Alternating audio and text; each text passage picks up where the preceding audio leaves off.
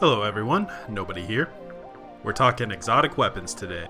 Bungie has been quiet so far on Arc 3.0, but with less than 2 months left in the season and the final story mission finished, I've been trying to look into the future for exotic weapons that could see some extra usage soon. This is being scripted before any information on Arc 3.0 is even out, so don't consider it comprehensive. After all, nobody knows what Arc 3.0 has in store. Maybe Trespasser will end up being busted. That said, similarly to Void and Solar, there are a few things we can extrapolate from Arc based on the current 2.0 versions of the subclasses. I predict some form of chain lightning from abilities based on Warlock's current Arc Web ability. I also think it's a safe bet that there will be a big focus on melee thanks to Hunter and Titan's current kits. I think we'll probably see Lightning Weave from Middle Tree Hunter as a fragment.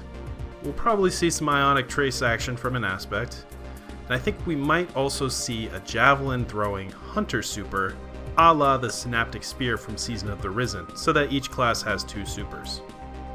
That seems like a good starting point for our guesses, so I have divided them up into sets of how likely we are to see an uptick in usage. Starting with the most likely, Monte Carlo. If Arc focuses on melee but doesn't have an energy loop like Hunter currently does with Top Tree, Monte is a shoo-in since dealing damage procs melee charge regen, and getting a kill has a pretty decent chance to outright give you your melee back. Even if you do get melees from somewhere else, like a fragment, Monte has improved Swashbuckler from Markov Chain, so it fits and enables many of our current melee builds, and only gets better now that it can make orbs from the Siphon mods. On top of that, it doesn't require you to change your playstyle in any way, meaning you can use it even if you aren't building around it.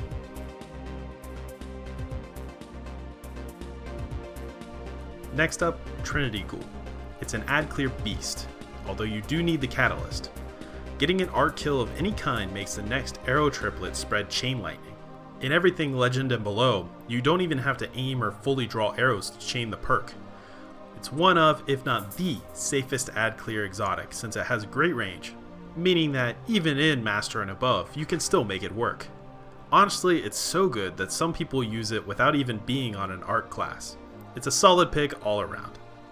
Unlike Monte Carlo, you do have to adjust your playstyle a bit, and some people don't like bows, but the benefits are more than worth it. Alright, now for the big one. Riskrunner. Look at this beautiful motherfucker. Revel in its glory. Every new light gets a quest from Banshee to get this gun, so you might be fooled into thinking that this is a starter weapon, but it's not. Riskrunner is an angry bastard of a gun. Ignore every other weapon that I talk about here. You should be seeing this everywhere next season. It's that good.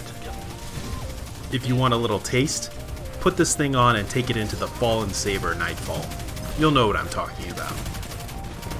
You take any arc damage at all, and you turn into a walking Stormcaller super. Here's a tip. Throw a grenade 5 feet away, just enough to tickle your whittled toesies. Take some arc damage from it.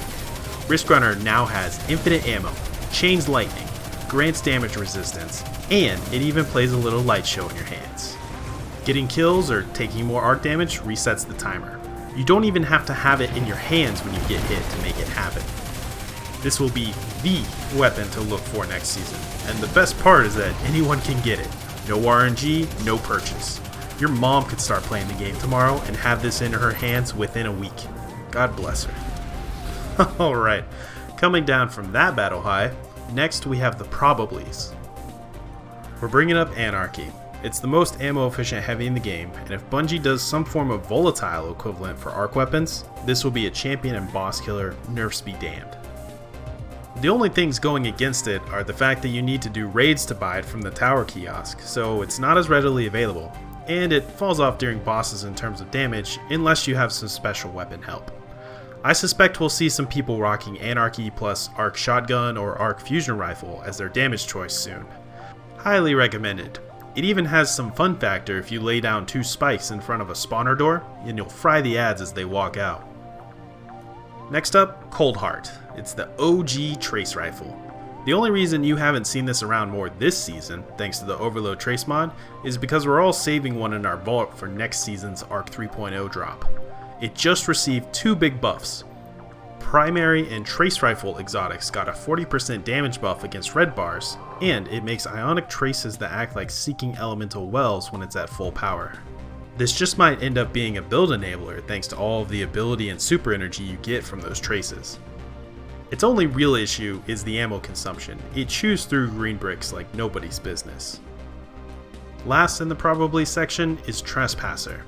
I've heard some people say that this is the only sidearm in the game that they like, and I understand. It'll probably end up being a nice pick for melee builds that get up in sidearm range naturally, but I don't think we'll see one in everyone's hands unless we get some crazy artifact mod. This one's main problem is the opportunity cost. Why would you bother running Trespasser if you can run Riskrunner or Monte or Trinity Ghoul? Unless you're rocking a surprise attack build, there's not really a good answer. Alright, finally we have the maybes. First up is Wardcliff Coil. This weapon is a bit of an oddball, but I think we'll see some action from people stacking Font of Might on arc subclasses for damage phases, if they don't pick Anarchy instead. Honestly though, we'll probably see Storm Chasers in that slot since it won't take the exotic. Unless Storm Chaser gets nerfed, which I don't think Bungie will do for at least another season. They like to let people play with the toy a little bit first.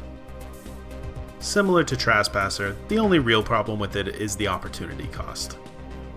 At 2 out of 3 for this section, we have Symmetry.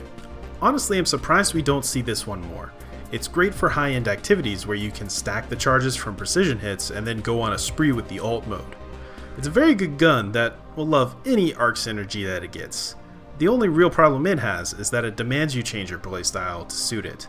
I think we'll see plenty of this one if scouts get a good champion mod, or if the altfire breaks something in Arc 3.0. It's been known to cause glitches before. I feel like at some point I have to mention Divinity in this video. You're probably not going to see it. I think it'll still just be the DPS support weapon, but it is Arc, so you may see people start running Font of Might in order to get a little more damage out of it. That was really all I had to say about it. The last exotic I want to mention is Tractor Cannon.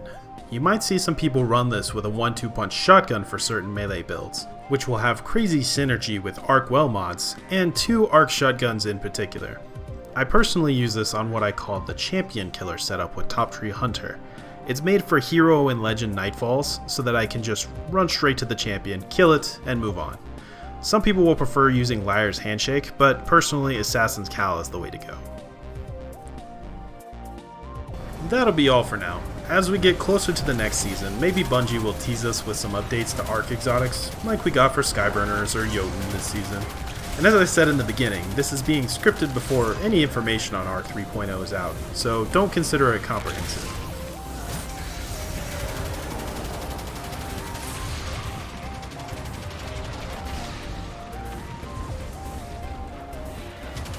The plan for next week is to go over some legendary weapons to look out for, so thanks again for your time and see you around.